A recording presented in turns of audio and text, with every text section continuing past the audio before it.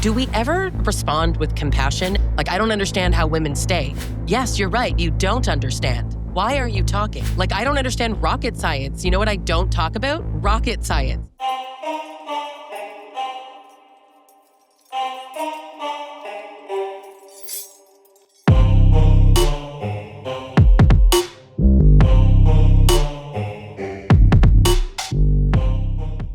Welcome to another episode of Real Talk with Lisa Sonni, Relationships Uncensored. And today I am so excited because we have a guest who I have been wanting to have on here and have this kind of discussion for so long. So you might know her online as Crooked Counselor Cooper, but her name is Logan Cooper and she's a trauma therapist. And what we're going to talk about today is that voice that our abusers kind of get in our minds and we stay and we think it's normal. Where does that voice really come from?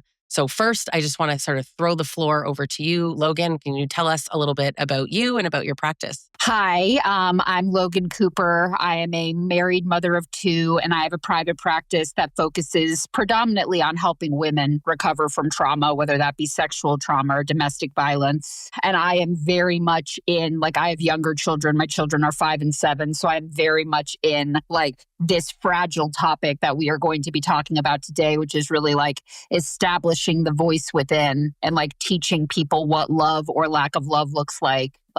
That is in a nutshell, the seeds are planted at a very young age for the kind of love that we learn to accept. That is so true. Actually, you know what's interesting? Over the years of unpacking all the stuff that happened to me and why it happened and looking into my childhood and doing EFT and IFS and all these things, I'm like, ooh, so you can really screw kids up. Oh my God, because when I left my own domestic violence situation, my kids were 1 and 3. And I started to be like, so if I say that destroys them. Interesting. And it was like a slow drip over the last 5 years. But I think it's going to sound weird. It's not like a silver lining, but it has made me a better mother. Not the abuse, but overcoming the abuse and the therapy since it. Oh, this is really important. Yeah. This is a big job. No, I feel seriously, it's so that I can feel the weight of it just right now when we're talking about it, which is obviously a good sign. I'm so glad we're both taking it so seriously. But it's insane to me that people think that children are just little brainless blank slate beings that aren't absorbing everything around them, whether you're actually saying it or whether you're just acting it out. Children are brilliant and they're sponges. People say tell your kids A, B, and C. You can tell them whatever you want. You are showing them something. So even when I look at, the idea of people who stay for their family, and I'm not saying this with any intention to shame or judge people, because I did it too, but you don't stay for your kids. You leave for your kids because they're watching. Now, we talked about that in a webinar that we did, Emotionally Bulletproof Kids, which if people haven't seen, you have got to, because the advice that you and the other panelists were dropping was just, oh my God, to this day, it was 2 years ago that we filmed that, but people to this day are like, my God, this is so helpful. So that helps women who are experiencing abuse and they want to be able to help their kids. So it's how you help parents help their kids, which is also part of what we're talking about today. But fundamentally, we learn to stay and we learn to kind of put up with this. And I know for me, I learned that I felt like I had to be the good girl. And it was a connection that I kind of only made recently, that idea of being a good girl. It was interesting how my abuser didn't really sort of control me. What he did was use praise to control me. And it was I'm so glad that you aren't the kind of woman that goes out all night or that you don't dress a certain way or behave a certain way. But I was like, ooh, yes, praise me, praise. Yeah. I wanted that. And I was like, why? Well, it was familiar. Right. Well, and honey, you needed that. Let's just make that so clear that I think one of the most important pieces that we're going to acknowledge today is one of the family environments that sets you up for abusive relationships down the road is that you don't get provided a sense of belonging. The emphasis is placed on fitting in. So whatever the role is that you're born into, that is the role that you will maintain because it's all that you know. So like you're talking about that, and it's not even, I feel like just saying it that you wanted it almost cheapened it. You needed that. Like that was clearly like, it sounds like the role that you were expected to be in. So like to you, like that was like, this is how I fit in, which of course, like until you learn better, you mistake for belonging. Whatever I got to do to be loved, whatever I got to do Yeah. to get the pats. To perform. Yeah. Because you're doing a role. I never thought of that. Yeah. But it was so much performance-based love. And I like that, even that expression, I remember hearing it. Oh, that it hit me. People who are in these domestic violence type of relationships, even without physical abuse, emotional abuse, narcissistic abuse, whatever you want to call it, I know there's this reputation like, oh, they must have come from an abusive family. Not always so direct, though, right? I see emotional invalidation or neglect or emotional immaturity, emotional unavailability. What do you see? My viewpoint on that is it's not about a lack of love, it's about a lack of healing. I don't think that every set of parents is monsters. I think there are a lot of monsters out there. Like, don't get me wrong. There are people that come from like unforgivable, inexplainable, absolutely no situations. It's a miracle they survive it all. But I don't think that's always the case. I think there are parents who love their children, but don't understand that if you don't heal, you are going to hurt your children regardless. I believe that some parents love their children. I believe that. But like you did damage because there wasn't healing work done. Yeah. And that's hard to admit. You know, you see this trend right now of like people going no contact with their parents and a lot of parents being really like, that's unfair after everything I did for you. It's interesting dynamic. And I think when you see the parents that are so like, it was my child's job to love me and be grateful. I have no questions why your children are no contact with you because you can see that they haven't healed. I had a really pivotal moment when my son was maybe 3.5, might have been 4, and I screamed at him. I was so angry and it wasn't really about him. And in the moment, like within 10 seconds, I was like, oh my God. And I walked out of the room and I went to the bathroom. I bawled my eyes out and then I came out and I repaired. And I didn't know the steps. I wasn't paying attention to like, okay, now it's time to repair. But I came out and I said, I am so sorry. That was not about you. Mommy had big feelings and my reaction made no sense. You know, it was a small problem. What do you think I could have done differently? And he was like, calm down, you know, and just, we had a little conversation. But I was like, oh my, and I carried the guilt for like a year. That's so powerful. Thank you. Like it You're was a hard welcome, moment. Honey. It's huge. It was a hard moment. But I knew when I reflected, like, what was I mad at? I don't remember what happened. Like that moment, I don't remember the trigger. But honestly, what I was mad at was my life.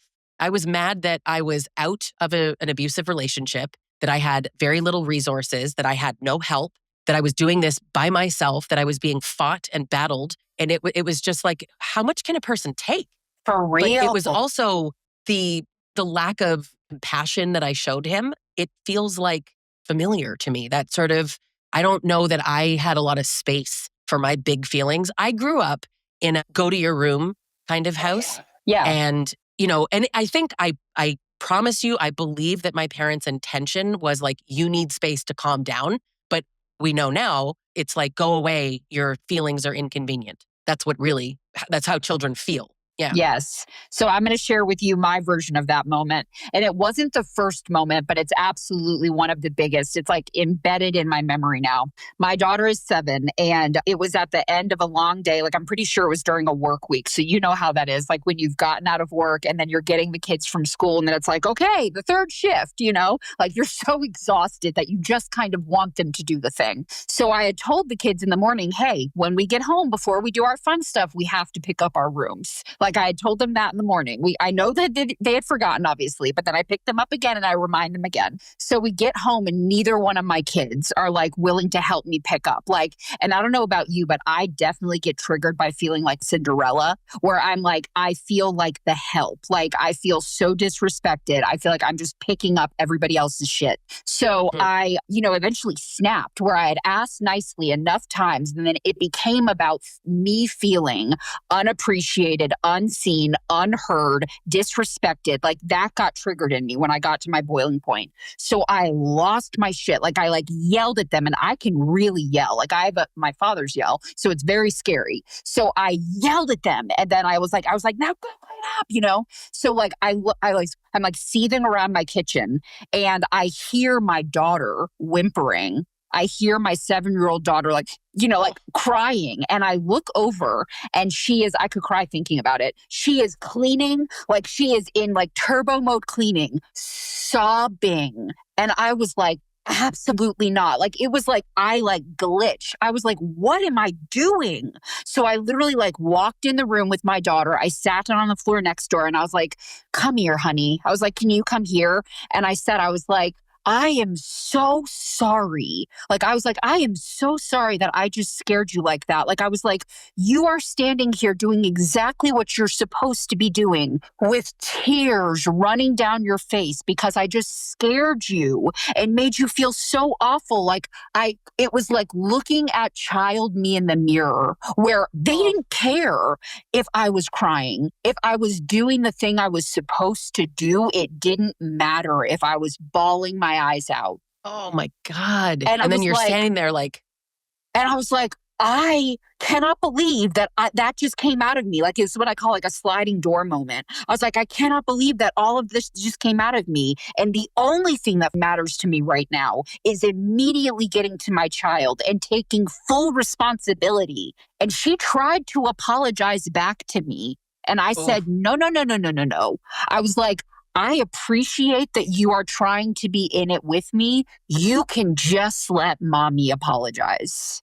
I can this be doesn't the have to only be one sorry. And I am. Doesn't have to be a two-way street. You don't I've had have that to before be. too. Like, I'm sorry I upset you. And it's like, no, no, no. Because sometimes too, if I've had a reaction that is too big, that like we can't even focus on what the child did anymore, you know, because my reaction outweighed it. So I think so much about that. And I think so much about the repairs that I didn't get. And it was just, like you said, actually, like if you're crying, fine. But as long as your room is clean, it doesn't matter. And so you see this a lot, even in the authoritarian style of parenting, or people sort of saying gentle parenting doesn't work. I think that when people say that, they actually mean permissive parenting doesn't work. And people conflate those two things that are totally different.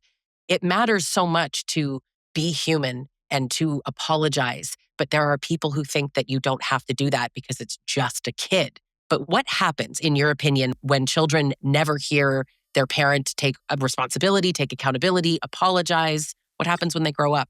I think that they learn to prioritize control over connection, whether that's in being controlled by someone else or in controlling another person. I think they learn that that's what relationships are, that that's the dynamic, because they haven't learned what respect actually means. They learn obedience. Which a lot of people expect that. And it's interesting because, again, like I feel like I had pretty good parents, but I grew up with an authoritarian father for sure. And I grew up with like the perfect British mother.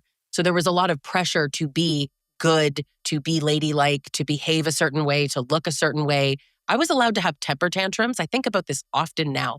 No problem. You have big feelings, fine. But we're going to leave where we are, and you're going to go have your fit in the car or in a room, but go over here. And then it's like, are you done? Okay, now you're done. Now we can go back in. And it was sort of like isolate you, and you can have feelings, but don't inconvenience people with your feelings. So put them over here, and then you're allowed to be back with people when you're behaving perfectly. And in hindsight, I'm like, well, that explains a lot of who So I am. much, dude. So Like, do you much. need to hear more? That's how I grew up. And with a father who yelled, if you didn't do something, he'd ask you once, and then that's it. Like, you're being yelled at. So fear. And fear. Oh my God. Yeah. The fear. Oh my sister could tell way better stories about the fear. But what's interesting is like, he's so different now, right? I don't know if it's old age or what, I don't care, but Yeah, right. it's totally different now. But when you look at how I was raised, and then I think, okay, so what led me into this abusive relationship? What felt normal? Because I see that a lot even with my clients, and like, what is it that felt normal? What's the pattern? What's the connection? Where's the mirror from your childhood to your adult relationship? What has led you here?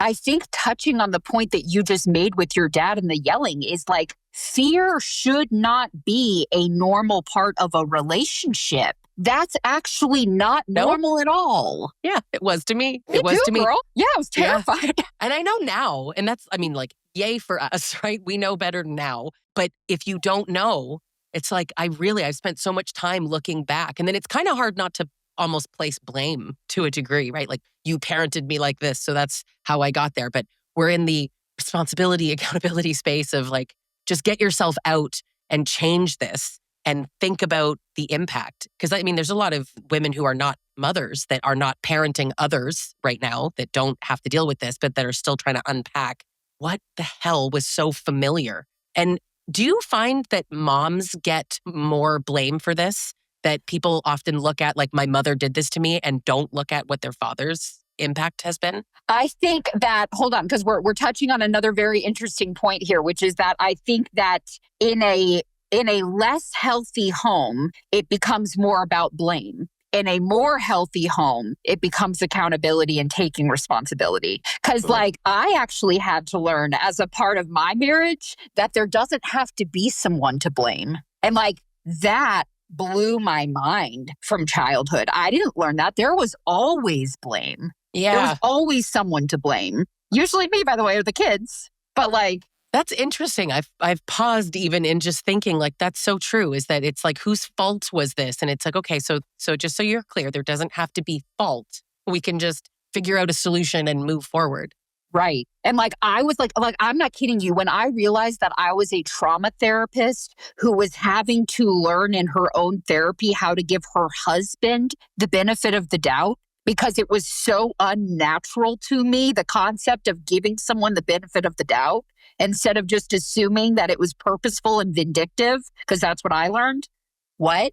That's interesting. You know, I learned that you should give people the benefit of the doubt. I grew up being told, if somebody's mean to you, maybe they have a hard life. Maybe something happened to them. Maybe their parents are not the same as us. Maybe they have a different life. Maybe there's a reason. So always respond in kindness. No matter how someone treats you, be kind. Always be kind, no matter what. And I know that there are some that might internalize that in a completely different way than I did, but I literally heard, no matter how somebody treats you, stay and try to get them to treat you better through being kind. That's what I heard. Yeah. I don't think that's what they meant. No. Again, like, giving them the benefit of the doubt, which I learned in therapy.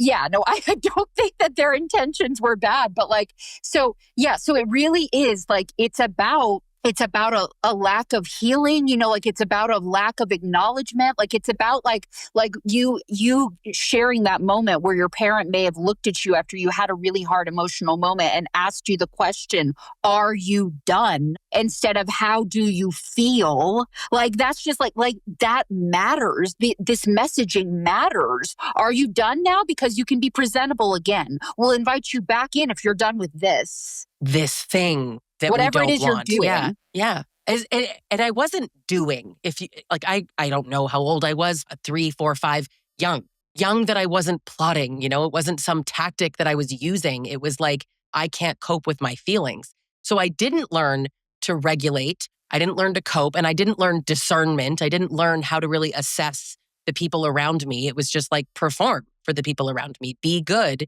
And if you're good, be better, keep going. Yes, absolutely. And then you'll be safe because you won't be alone. You'll belong with someone, even if that's not a good someone. I spent a lot of time as a child alone. I have a sibling, but we have nothing in common, or at least certainly when we were kids, we didn't. So we spent a lot of time apart, and I struggled to make friends. And, between my sister and I would say that she was like the cool one and I was the nerd. And that meant that I was alone a lot. And I remember conversations as an adult with my parents that were like, oh, you were alone a lot? And I'm like, do you have eyeballs? Oh my It's God. shocking. It made me realize as an adult how little they saw. And again, I could say blame them for not looking, but whatever the circumstances were, it's not even the point of what I'm saying. Right. They didn't see.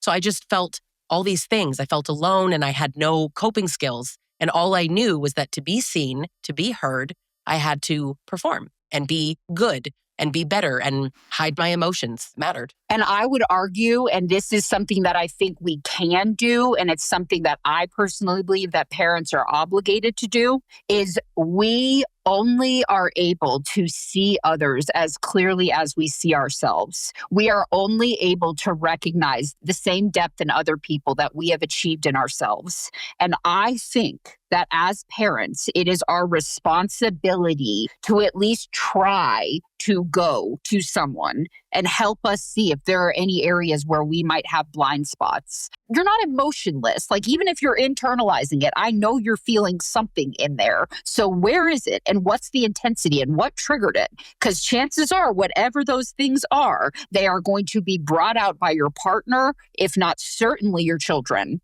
And like, it is up to you to at least give yourself a chance to go deeper because you're raising a human. It's not a goldfish. Yeah. I figured out it was the most important job I could ever have. In one way, I want to say too late, but I think they were about 1 in 3. And I remember like, I knew that it's important. I mean, I'm not completely stupid. I understood that it was an important job, but I really realized like, wow, no, so many decisions that you make matter.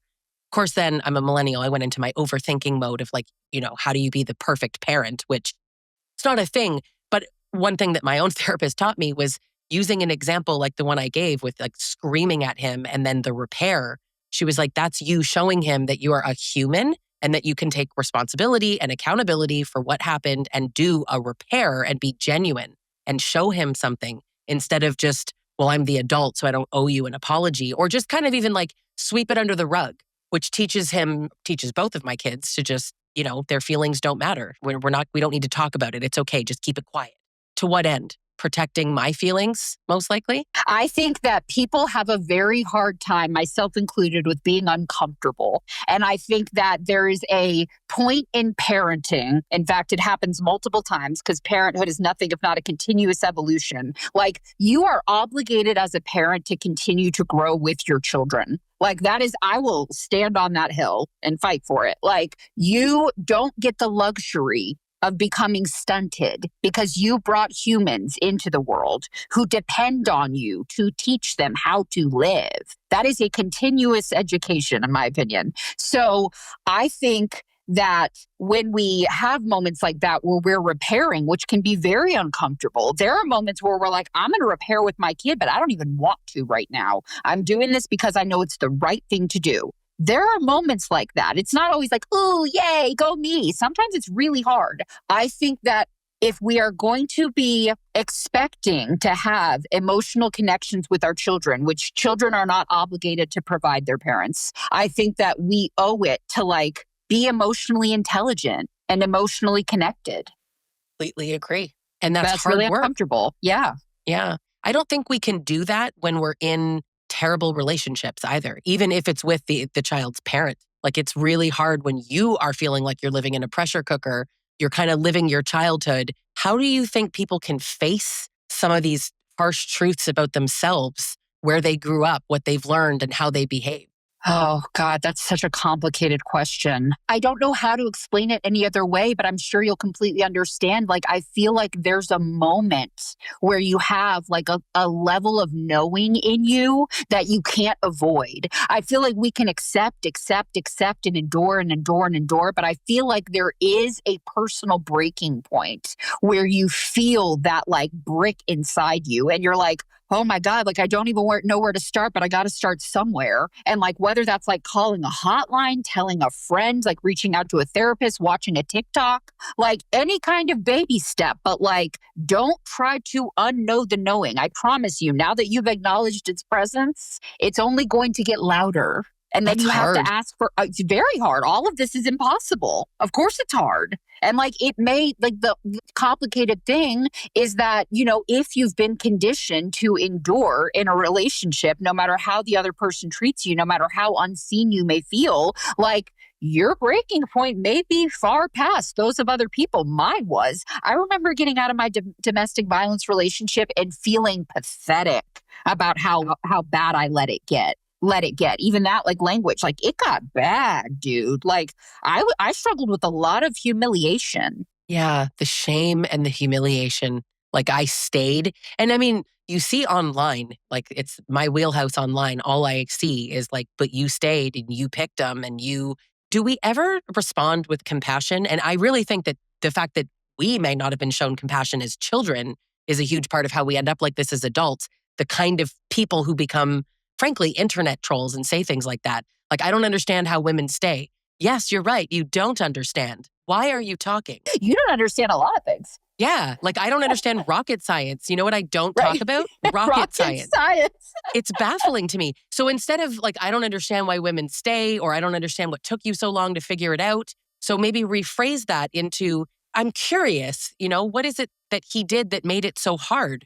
Or maybe you've had a really hard life that has led you to feel like this was normal, and just show compassion and don't ask questions. Google it, ask someone else. It's so crazy to me, but that shame that people are so quick to put on domestic violence survivors, we are quick to eat that up too and take on that shame as our own. I think that that's because those seeds are planted. And again, not always with ill intent, but like shame and humiliation, like fear, should not be a normal part of a relationship. But for so many kids, myself included, shame and humiliation were involved in every discipline. There was no connecting like about what had happened and helping me understand the consequences of my actions. There was none of that because it hadn't been learned. And that's why we all need to go ask for help.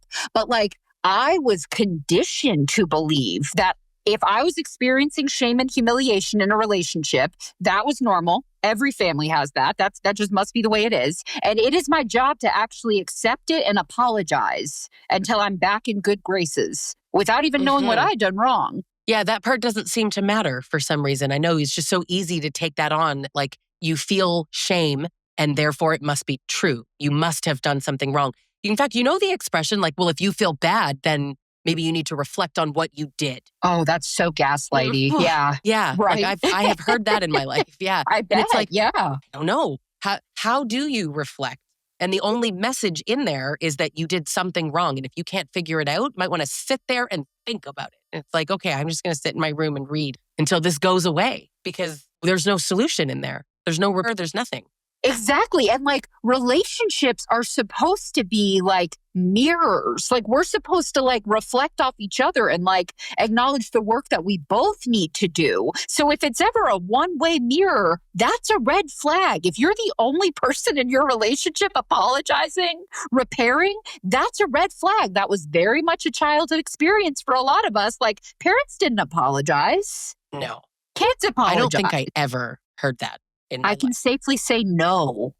The deepest acknowledgement that I got from my abusive dad was, I still feel really bad about all that, right? I mean, that doesn't even sound like an apology, right? I mean, because he centered himself. I still feel bad. So you're supposed to caretake him, I assume? Well, and like, I'm sorry also, that you... Let's compare what all that looks like for you and me, because we have very different experiences. You don't even remember all of that. So how can you give an apology, not an apology, but like, how can you give a whatever that was? You don't even understand what you've done because you've never asked. In healthy homes, like, let's condition our children to understand that it is okay for them to ask questions before they immediately just take on like blame and responsibility or poor treatment. Like, let's raise children that it is actually normal to have a dialogue, not a discipline. Mm-hmm. That is so true. There was somebody that said this recently, that she said she doesn't want to raise obedient girls. She wants to raise dangerous girls. What she meant by dangerous, she went on to explain, but girls who question things, girls who speak up, like really not dangerous at all, just like boys, actually. But asking questions and not just being blindly obedient. Pick up your toys. Why? Because I said so. Instead of like, because we all need to enjoy this space. And you start teaching the whys of things, and it connects kids to things instead of just like, do what I say. Very authoritarian, which we know doesn't work. Yes. And all of us have moments like that. Like, let me be so real that like, I will always be in therapy. And there are still going to be moments where I default back to the voice of my father or my mother coming out of me. I will acknowledge it and I'll repair it. It may not never be completely extinguished. Like, sometimes your parents do come out. Like, sometimes like we do default back into old roles. And like, that is only human because you are very hardwired usually at very young ages. Yes. So that's normal. Like nobody's going to do it perfectly, but like I think the part that matters the most is that you need to feel like you can communicate about it. Communication needs to be something that parents teach their children how to do. And communication means that it is not just you give an order and they do. Like we need to be asking our children, how do you feel? Not telling them how they feel. That's rare though. I know, and it's harder, but that's the gig, dude. I don't know how else to say it. That's in the cliche words. That is, in my opinion, what you signed up for. Like, Yeah, I agree though. I know, like I didn't sign up for all this. Well, I think you did when you chose to have a child, and it's so important because I guess I'm obviously, and I know that many women feel this way too. Like I don't want to raise two victims. I don't want to raise two people that are going to go out into the world and get into their own relationships and have either of my kids in something, frankly, even just toxic, let alone abusive. But that's why when I think a lot about the lack of repair that I saw in the dismissiveness of feelings, so I grow up and I get into a long-term relationship with someone who doesn't repair, who dismisses my feelings, who gaslights me. And gaslighting has been very present in my life. And it all just felt normal. So every time my abuser would be like, you're asking for too much, or this isn't normal, meaning me, I'm not normal. It was all to normalize toxic and abusive behavior. And I was just like, I hear you, and it made sense. Being afraid in your own home, yeah, normal. Did I consciously think any of these things? No, of course not. But I think that's the most dangerous part is that we are not consciously thinking about this. It just is. It's just true because nobody said it wasn't. Yes. Yes. So, and like, I think that that's the thing too, is on the flip side of that coin from like, oh, children are little mindless, thoughtless blurbs. There's this other side of the coin where it's like, well, they should already know that. They should have known that. They figure it out. You know how often I heard figure it out? Figure what out? I have no idea what you're talking about. I can't even spell the words you're saying to me. I'm a kid. Where do you think I'm figuring it out? Yeah. Like how? How? But listen, even now, just leave. How? Just figure it out. How? Exactly. What do you mean? It's so hard. There's so much to do. And at least as an adult, in theory, you have resources. But that's the trick is that people think, listen, Logan, you're a grown-up. You could leave. Listen, if nobody taught you how to unpack the feelings, and I think the guilt and the shame that victims and survivors feel, the humiliation of staying and you picked them, all of that weight on their shoulders that has been normal their whole life, how were they supposed to figure out how to just go be independent, just leave, especially if you don't have the finances, which is a whole separate topic, but all of the emotional pieces that need to be there. How do you cope? Do you know how to cope with anxiety? Because leaving is very anxiety-ridden process. Can you regulate? Let's not forget that a cortisol-soaked brain is not going to default to critical thinking. Like, I think people take for granted that if you had a childhood where you were given the space and peace and respect to develop critical thinking skills and develop a relationship with yourself, that is rich. That's my generational wealth that I'm trying to generate for my children. That was not the case for so many people. Like, that is a luxury. If you were like what I hear is that whether it was intentional or not, in the entire spectrum in between, some parents just didn't recognize that they were dehumanizing their children. And if you are just conditioned to believe that it is your job to be an object, you are not going to value. Hold on a minute. Let me think about the implications of that for me. Yeah, it doesn't come naturally. We have to teach our children that. And we have to learn it at the end of the day, at any age, in or out of an abusive relationship, whatever your relationship is with your own parents now, dead or alive. This is on us to heal ourselves for our children, but not everybody has children. And frankly, even the ones that do, heal for you. Yes. Do this for yourself. I have to tell you, it is a much nicer life being regulated and having coping skills.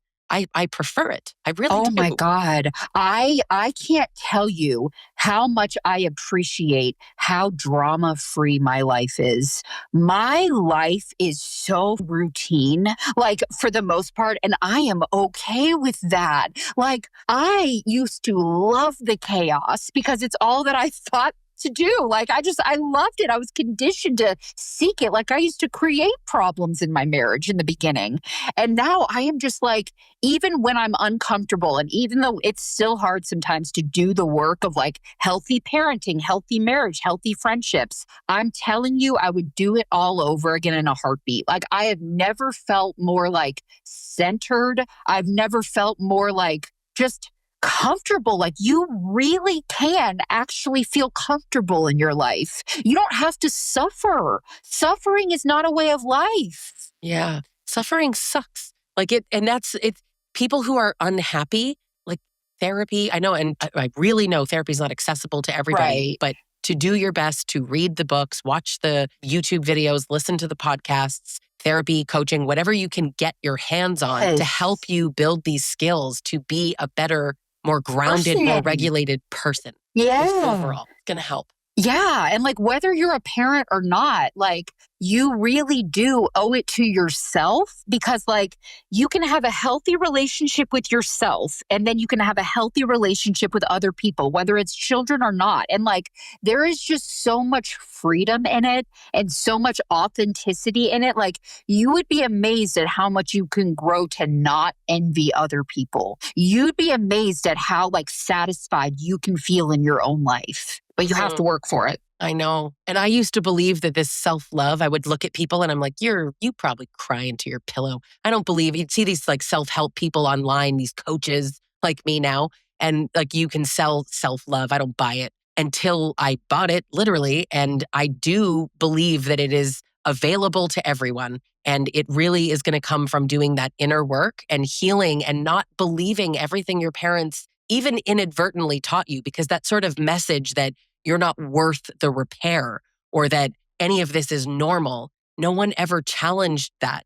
So a lot of these like techniques now that you need to sort of rewire, repattern, figure out how to shift that belief. Like it always felt true. Or somebody who is like, my parents treated me badly, my brother treated me badly, my husband treated me badly, my kids treat me badly, therefore I must be bad because it's everybody. Instead of going like, what am I allowing in my life? Not to blame. I'm talking just about the responsibility we have to get ourselves out of the situation. Maybe your parents destroyed you, but here you are. And how much longer can you live like this? So pushing back at the narrative that any of this is true. You don't deserve to be treated badly, and you can leave abusive relationships, and you can break the generational trauma and treat your children and other people so much better. Thank you so much for being on this episode. I love having you, and I'm sure I'll have you back again for a variety of topics. Please. But I'll put contact information for you in the show notes so that if anybody wants to get in touch with Logan, they can absolutely do that. But please do follow her online, Crooked Counselor Cooper. Amazing, amazing content. So always appreciate your opinion and your voice. Thank you.